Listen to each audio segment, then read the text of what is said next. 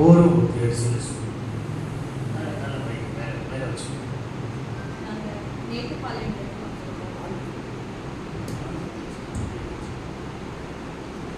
பலுபல் நாங்கள் மேட்டுப்பாளையத்தில் வந்திருக்கோம். நாங்கள் மேட்டுப்பாளையத்தில் ஆரோக்கிய அன்னை திருத்தலம் பங்குல தான் நாங்கள் இருக்கோம். அம்மா வந்துட்டு பெரியப்பா வீட்டுக்கு வரும்போது எங்களுக்கு ஒரு காரியம் வந்து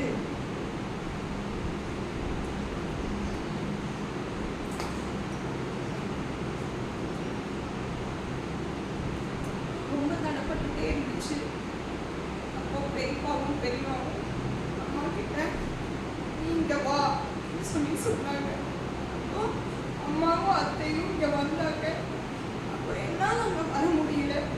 பெரியப்பாவும் பெரியமாவும் அம்மாவும் அத்தையை கூட்டிட்டு இங்கே வந்து அம்மா இங்கே வந்து மாதா கிட்ட வேண்டிட்டு வந்தாங்க. அந்த ஒரே வாரத்தில் நாங்கள் நினைச்ச காரியம் எங்களுக்கு நடந்துச்சு. ஆனால் அதுக்கு நாங்கள் யோசிச்சதும் நினைச்சதும் ரொம்ப பெரிய கஷ்டம். அந்த கஷ்டத்தை தாண்டி நாங்கள் இவ்வளோ தூரம் இங்கே நிற்கிறோன்னா அதுக்கு மாதா தான் முழுக்க முழுக்க காரணம். நான் அந்த வீடு ஒன்று விட்டு ஒரு வீடு வாங்கணும்னு நாங்கள் நினைச்சோம். அந்த வீடு விற்கிறதுக்கு நாங்கள் ரொம்ப கஷ்டப்பட்டோம். ஒவ்வொருத்தரும் ஒன்னொன்று சொல்லி எங்களுக்கு ரொம்ப நிறைய தடை பிரச்சனை எல்லாமே தந்தாங்க.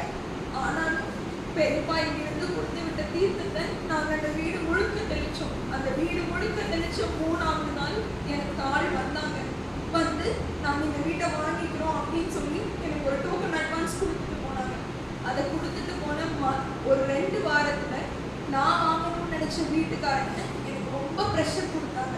ஒரு 10 நாளில் நீங்கள் ரிஜிஸ்டர் பண்ணணும், இல்லைன்னா நான் வேற யாருக்காச்சும் வீடு கொடுத்துருவோம் அப்படின்னு சொல்லி. ஆக்சுவலாக நான் அதுக்கு ஏற்கனவே பணம் நாங்கள் கொடுத்துருந்தோம். அது எப்படி நம்ம இவ்வளோ பணத்தை கொடுத்துட்டு நம்ம திரும்ப இன்னொரு வீடை பார்க்குறது அப்படின்னு நாங்கள் தினம் பெரியமா சொல்லி கொடுத்த ஜெபத்தையும் ஜெபமாலையும் மாதாவை நம்பி நாங்கள் தினம் சொன்னோம். அந்த 10வது நாள் எங்களுக்கு முழுமையாக அந்த வீடு கரைய முடிஞ்சிச்சு.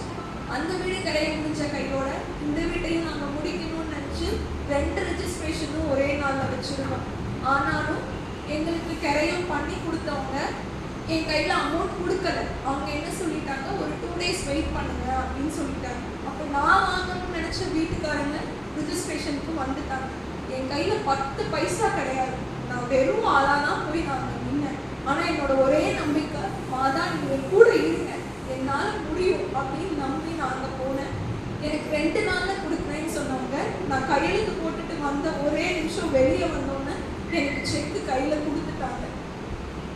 நான் அப்போவே அங்கேயே மாதாவுக்கு, ஆண்டவரே நான் மாதாவே நான் எங்கள் குடும்பத்தோடு வந்து நான் சாட்சி சொல்லுவேன்னு சொன்னேன்.